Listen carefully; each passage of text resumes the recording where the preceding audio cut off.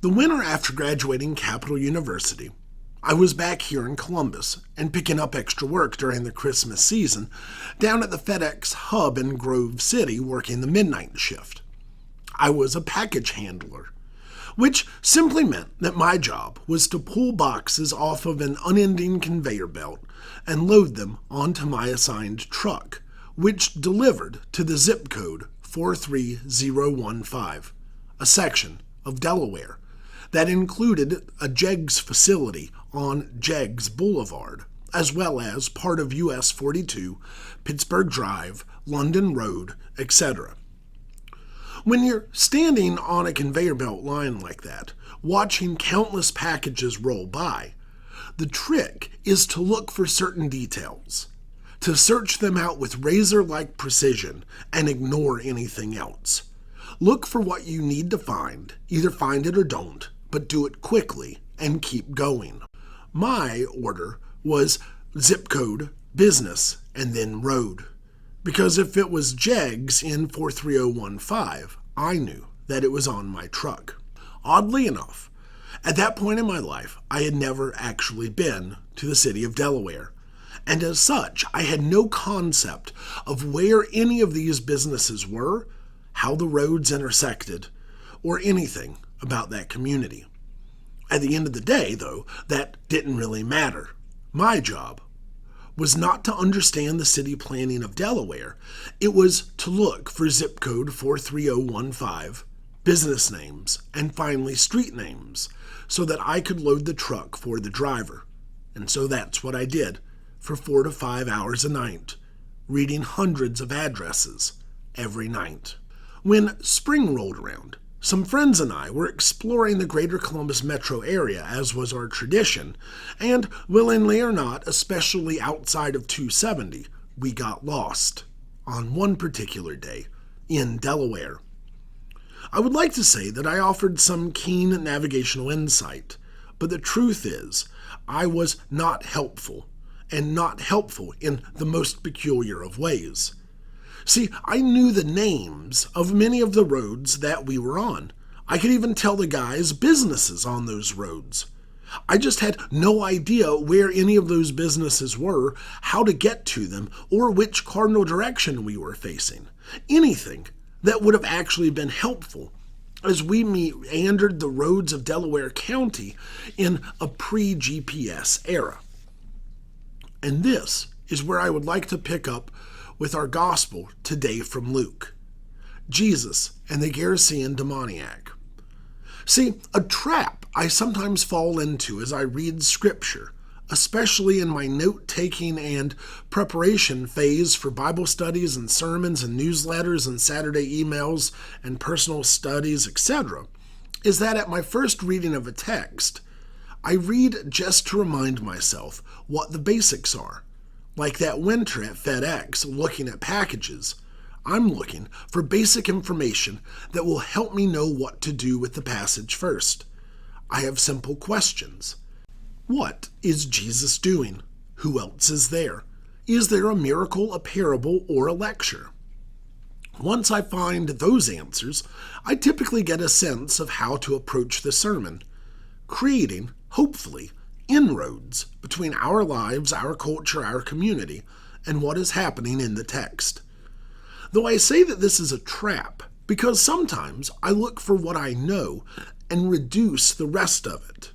For example, in my notes for the upcoming gospel readings that I compiled a few weeks ago, next to the date June 19th, I simply wrote, Demons, Legion, Pigs. And don't get me wrong, there's a lot to be said about this man who is possessed by so many demons that he's called Legion, which is a Latin military term for a whole unit or a whole bunch of people. We can look at our world today and see that legions of things are trying to control us, our time, our attention, our finances, and our faith. There are legions of distractions in the world. Legions of illnesses being fought in hospitals, legions of opinions being yelled and battled out across the internet, legions of distractions that keep us from intentional community that we willingly walk around with in our pockets. though we call those legions apes. And then there's the pigs. The demons are thrust into the swine that run off a cliff and drown. So in this moment of a man's healing, in his freedom from what possessed him, the swine herders lost a lot of inventory. Jesus' action caused a reaction that had negative fiscal ramifications, and the response to that, the fiscal fallout, was what the people gathered were afraid of, and so they asked Jesus to leave. We could read this passage and simply ask the question, what do we do when the acts of Jesus actually, physically, and fiscally cost us something? And yet, when I was sitting with this story over the last week, what I was moved by was a sense of familiarity that I had never noticed before.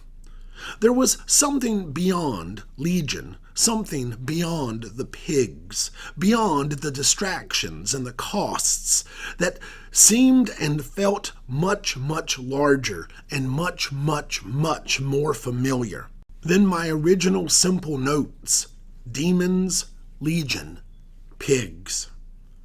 Then it hit me that the image that we are left with here outside of the tomb, on the hillside overlooking the lake here in Gerasene, is an image of something we will see later. It's priming the pump, so that when we arrive at our final destination in Luke's gospel, there will be familiarity, since we've seen it before. As this gospel reading comes to a close, what we find is a man who has been given another opportunity. He has been given his life back. Now, a life without demons. This is at its core a resurrection story. The man gets to come out of the tombs and return to Gerasene, return to family and friends and life. So we have a resurrection story where the tombs that he used to live in are now empty because of what Jesus has done. It's kind of like when we hear Twinkle, Twinkle, Little Star as infants and toddlers, unknowingly memorizing it, unknowingly memorizing this tune that will reappear soon when we have the task of learning the alphabet as the ABC song, the same melody. We already know the tune. We knew it long before we got to kindergarten. Remember when the disciples were frightened after the risen Jesus disclosed himself to them in the breaking of bread after the road to Emmaus? Those in Gerasene were frightened too, though to a different end than the disciples. Those in our story are frightened and ask Jesus to leave.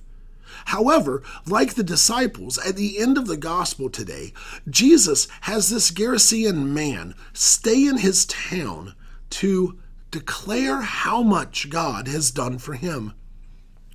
The account of what some of the apostles did after Jesus ascended at the end of Luke is recorded in Luke's second book, the Acts of the Apostles, or more simply, Acts. The way Luke has written his gospel, everything points to Holy Week, the resurrection, and beyond. All of the meals point to the Lord's Supper. All of the miracles point to the empty tomb.